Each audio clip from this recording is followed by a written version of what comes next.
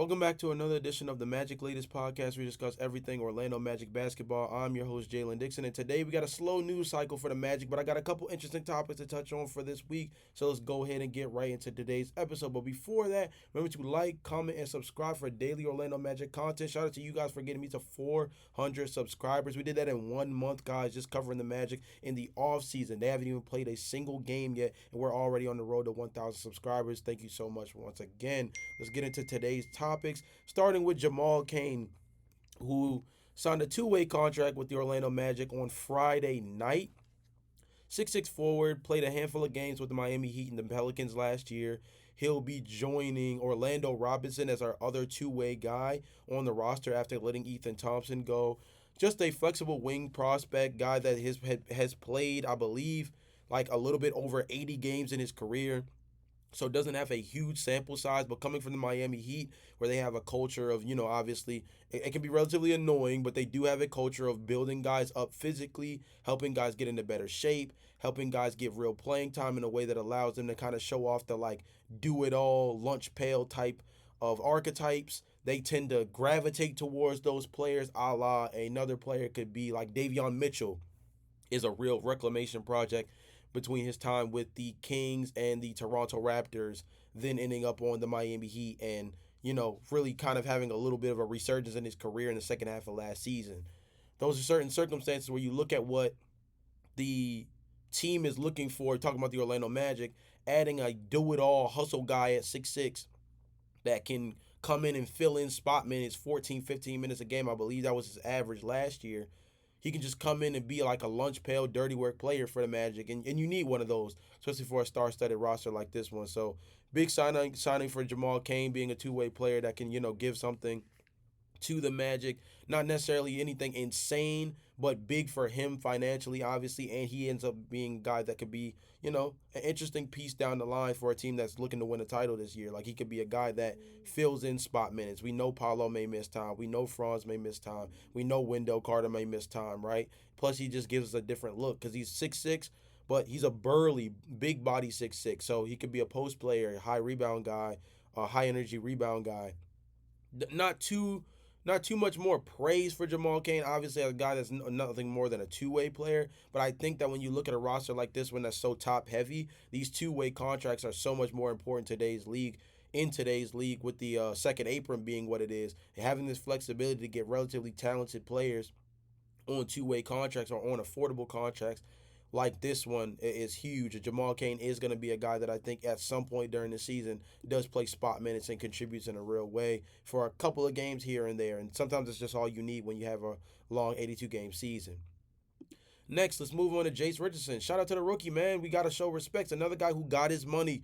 Multi-year deal with Nike after having a standout summer league performance. We were talking about it all during summer league that this was a guy who showed out in the few games that he did play and played above his draft stock of being a guy taken in the late 20s. This was a dude who shot the three ball at a 50% clip, averaged double-digit points, averaged a block and a steal a game, and did everything he needed to do to show that not only does he fit on this team, but he fits particularly with what they are going to ask him to do at the next level. I've said multiple times on this podcast before that I feel like Jace Richardson is the number one contender for the backup two-guard position, and I feel like these little mini milestones, these little 2K style milestones, right? Play a couple of games, show out in summer league, get a Nike deal, then you come out, you ball a little bit more in the beginning of preseason, get yourself a secondary roster spot as a guy who could be coming off the bench as a high-level scorer, and now, instead of playing in the G, he's a guy who's coming off the bench for the Magic and giving them 20, 25 minutes a night with a highly productive off the bench scoring, right? So shout out to Jace Richardson, multi-year deal for a guy who I definitely think is in an interesting class with some of the other dudes we've heard here, that we've heard sign deals for signed shoe deals this summer. Obviously, Cooper Flag prior had signed a deal with New Balance, and I believe VJ Edgecombe signed a deal with Adidas most recently. So Jace Richardson, maybe not in the caliber of those guys, but I said at the beginning of the draft cycle that this was a guy that I thought going into the NBA draft could be drafted as high as I believe we were drafted at 16 at the time before we traded it to Memphis.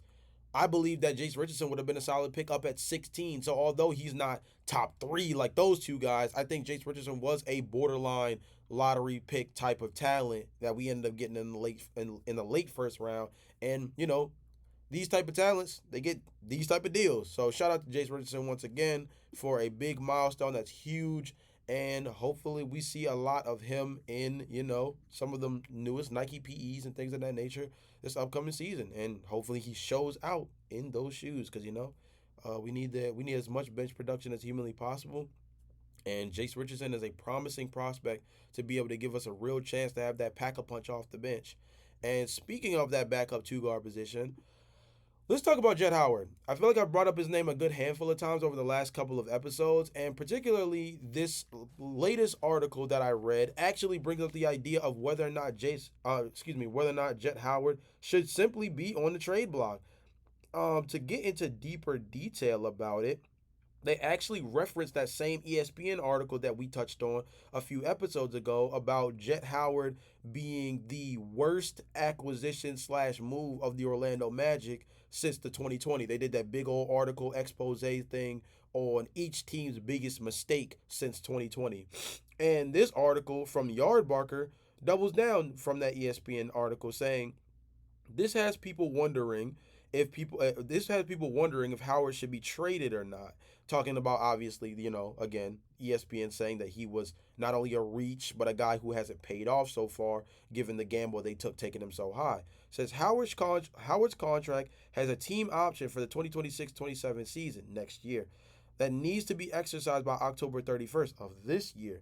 But given how he has performed so far in the NBA, there's a chance that may not get accepted. If the Magic decline the option, Howard will become a free agent for 2026, making him a likely trade candidate for February's deadline. That being said, the Magic still very much like Howard's potential in the league, but he will have to start translating that into results early in the season if Orlando is going to keep him around. So, this is very important because, again, his team option is due very soon. So the only reason why this conversation is continuing to be had is because Jett Howard needs to basically be decided on before the start of the NBA season, before the real start. Because let's be honest, I think the NBA season will be about a week and a half deep by the time that this decision needs to be made. Realistically speaking, Jett Howard is a guy that when you look at him, when you look at Wendell Carter, when you look at Goga Batazde, when you look at Jonathan Isaac, right? When you look at Anthony Black, I'm not as big on trading Anthony Black, but I understand his value on the open market paired with another solid contract like a Wendell Carter Jr. or like a Jonathan Isaac, making the money work from a talent perspective as well would make a lot of deals sweeter, right? So I have to throw his name in there just kind of for context sake. Jett Howard is the guy that Orlando Magic fans should want to see on the trade block more than any of those guys. I think if you had to rank the top three guys that you want to see on the trade block for the Orlando Magic, Jett Howard should be number one. I think J.I. should be number two. Actually, no, yes, J.I. should be number two because he can only play 18 to 23 minutes a game. And then I would actually put Wendell Carter Jr. at the three. Goga Batazde would be at the three. I like his talent. I think from a contract perspective, I don't think we're going to be able to re-sign him for the $20+ million he's going to be due for because he's that good of a talent. I think he's going to be due for about 20 M's soon when he does hit the open market. So maybe you do put him at number three because he's not signed up long-term the way Wendell Carter Jr. is. Goga Batazde only has this season and one more season left before he's a real before he's a real candidate on the free agency market as a guy who could be one of the better centers on the open market, right? But Jett Howard, if you can get, honestly, first of all, if you can get a late first round pick for him, especially if it's unprotected or lightly protected for Jett Howard, you do it in a heartbeat. If you can get Jett Howard for 2 seconds, I honestly think you do it, if I'm being honest with you. Nowadays, 2 seconds could be 3 seconds away from trading for a mid-level to high-level, let's say mid-level to above average level contributing rotation player. Once upon a time, we saw 5 second-rounders traded for Jay Crowder to get him in Milwaukee. And although he didn't produce in Milwaukee, that's an above-average starter caliber player in the NBA, right? So, could you get me 2 seconds for Jett Howard, for somebody to take a flyer on Jett Howard? Could you get me a lightly protected late first-round pick for Jett Howard. Like I could, you know what I'm saying? Like I could work with that. I think that in the era that the Orlando Magic are in, players like Jett Howard are the flyers you have to realize the truth about early rather than allow your stubbornness to hold you back from making the progress necessary, right? Jett Howard was brought in to be a knockdown three-point shooter. His volume nor his accuracy percentage wise indicates that at the next level, he has and can be a knockdown three-point shooter. He's not shown it in the main stage with the NBA, with the main NBA roster, and he didn't necessarily show it in his time in the G League either, which he didn't spend a ton of time down there, but still. Jett Howard has not shown real promise as a distant shooter. That was the only reason, truth be told, because it couldn't have been his on ball productivity at Michigan. Him being a knockdown, high volume shooter was the only reason the Orlando Magic take a reach on a guy like Jett Howard. An unnecessary reach, but a reach nonetheless.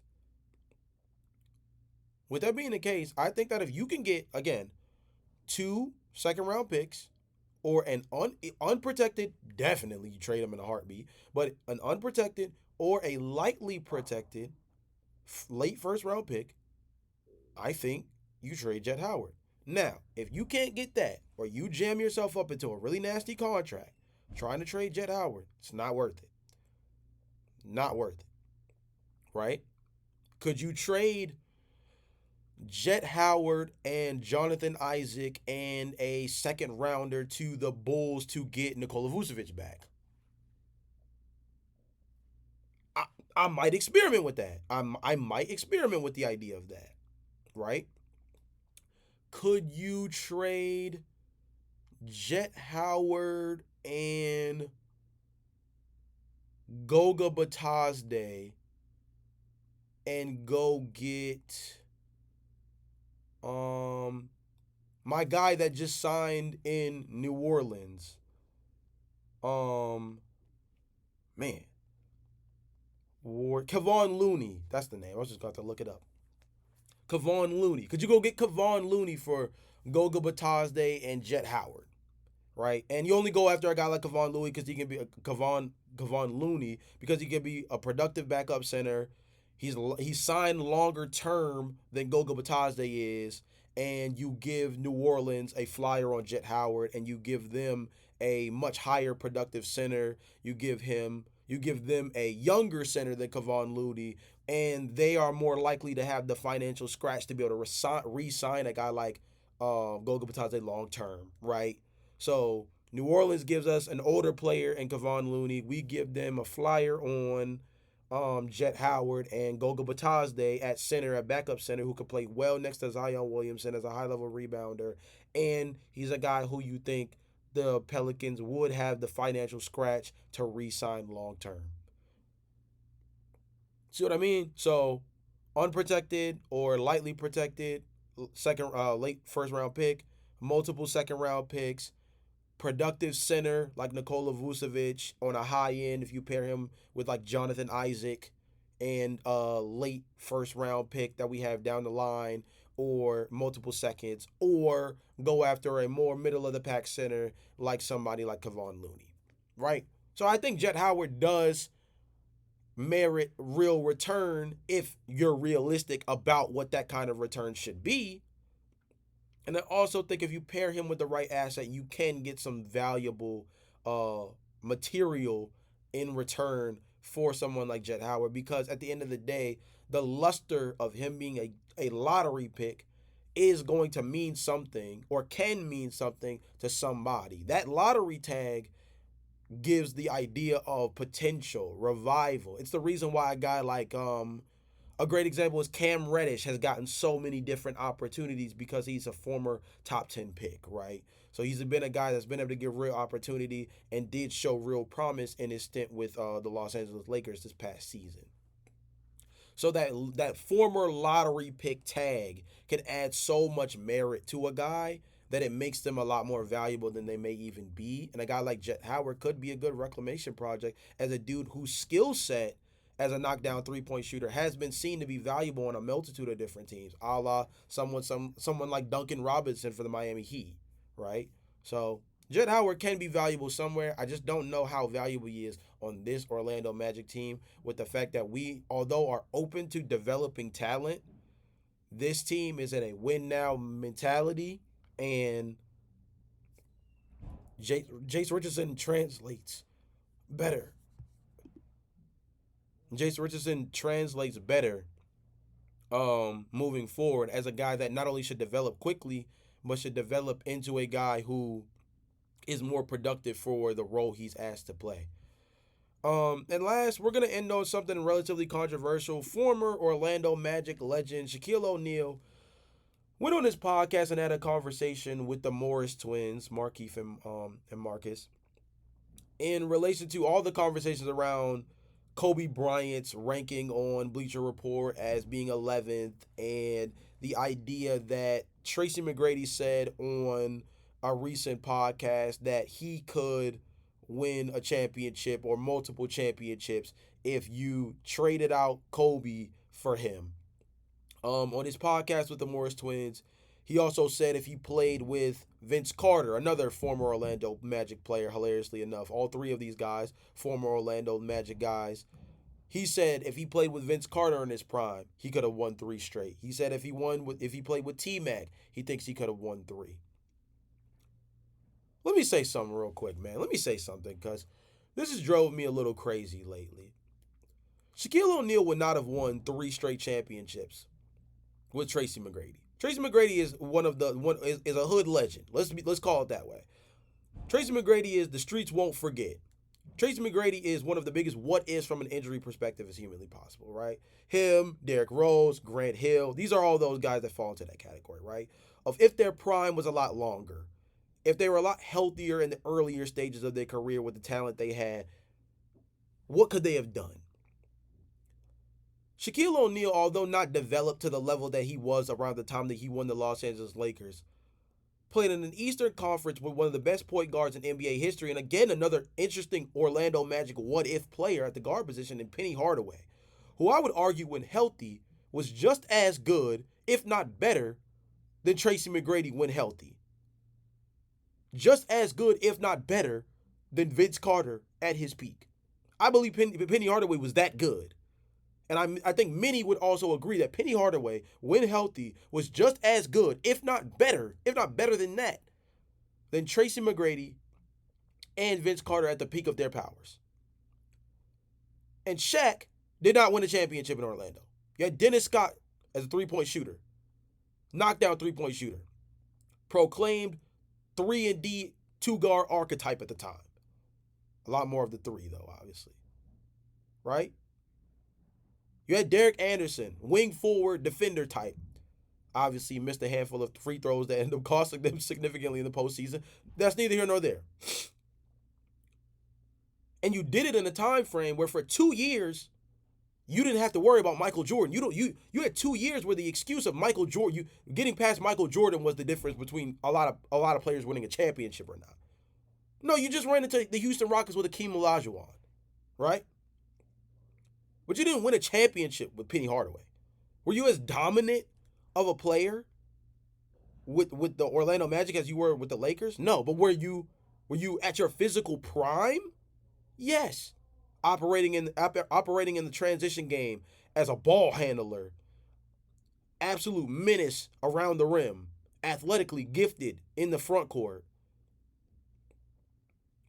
And although you weren't as physically imposing from a size perspective, you were easily a top 5 strength, power, plus athleticism athlete in the NBA at the time. Orlando Magic Shaquille O'Neal was what Orlando Magic Dwight Howard was with a meaner streak. With a much meaner streak. Right? And so this idea that you can just plop Tracy McGrady or Vince Carter into the role that Kobe Bryant played and say they win. You say they win a championship. I understand. I understand the logic from a talent perspective. Those guys in their prime. I understand if you think you can win a championship. But 3 straight championships? I think we're downplaying the contributions of Kobe Bryant, not only as the Mamba mentality and stuff like that. I understand people say that all the time. Kobe Bryant was a legitimate playoff riser. Kobe Bryant averaged 30 points in a series when Shaquille O'Neal was struggling in 2002. Right? Like, this is, I believe it was 2001 or 2002. Kobe Bryant is a floor raiser on any team, particularly in his prime in that early stages, right? We have to remember, Tracy McGrady never made it out of the first round.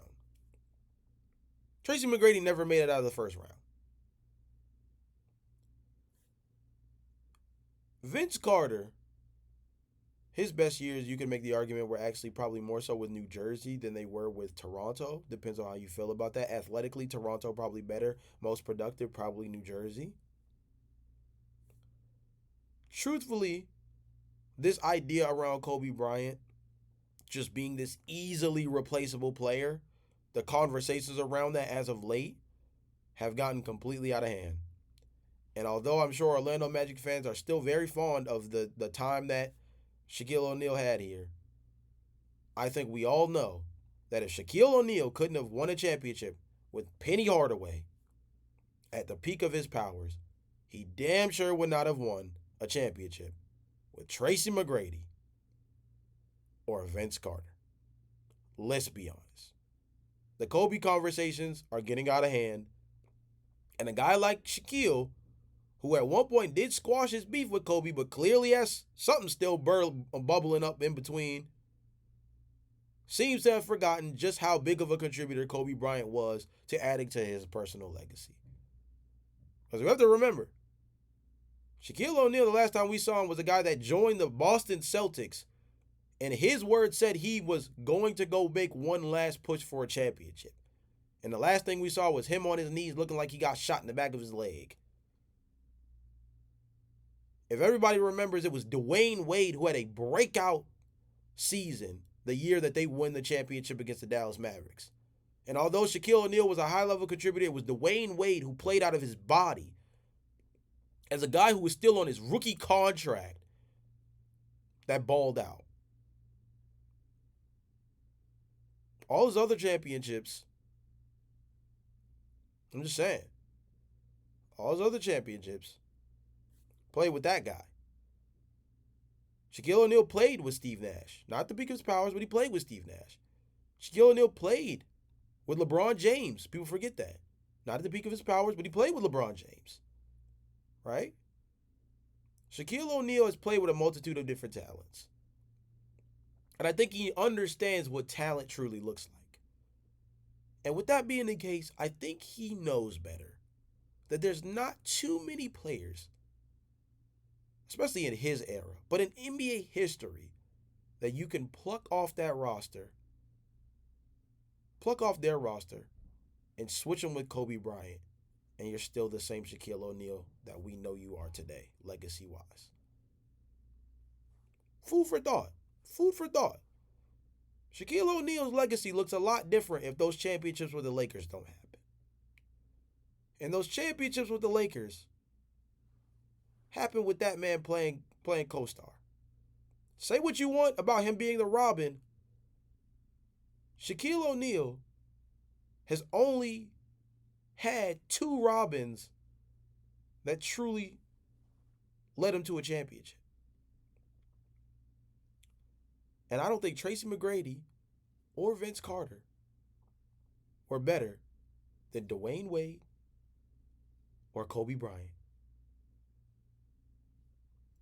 Which means that the likelihood that he goes and wins a championship is already diminished, and the chance that he wins 3 straight is absolutely ridiculous. But with that being said, guys, this is another episode of the Magic Latest Podcast in the books. Again, remember to like, comment, subscribe. Down low in the comment section, let me know down below, what are your thoughts on Shaquille O'Neal's thoughts around plopping out Kobe and throwing in Tracy McGrady or Vince Carter and still being able to two-peat and three-peat? Because honestly, I think it's ridiculous. But I want to hear what you guys say in the comment section down below. With that being said, I will see you guys in tomorrow's episode with another update on the Magic. Peace.